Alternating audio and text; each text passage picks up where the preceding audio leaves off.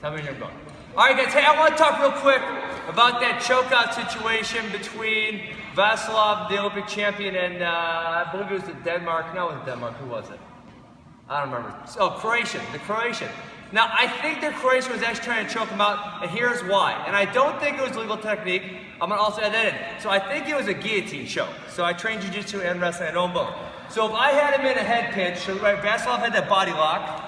He's here. If I was trying to take him over, I'm going to have to dig my feet and bridge, right?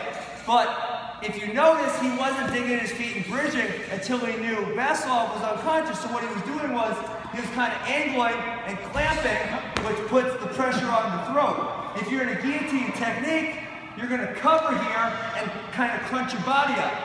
Now, obviously, I don't need to cover here if I'm in Greco wrestling. Number one, because it's illegal to put my leg over the body. But number two, this guy's not going to jump over to his back. That's just not going to happen. He's trying to stay flat because they don't have a point. So I'm not. If I was trying to bridge him over, I'd be doing one of these numbers. If I'm trying to choke him, I'm cinching. Right? So, coach, give him a testimony. You can feel the difference between those two techniques.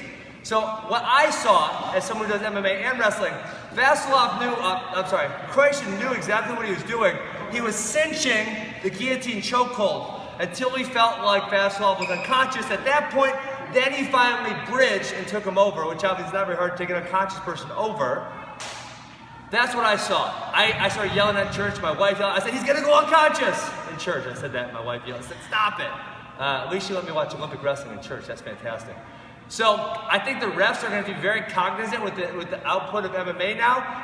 Wrestlers are understanding chokeholds very well, and there's an added efficiency to him when he can't flip over. If I'm in jiu-jitsu and my opponent can flip over, that makes choking him infinitely more difficult. If he's worried about giving up points and he's going to stay on his base, very easy to choke him out. So I think that's what happened in the match yesterday. I think it was a chokehold on purpose, and I think the refs need to be more aware of actually what's going on to protect the athletes from those situations.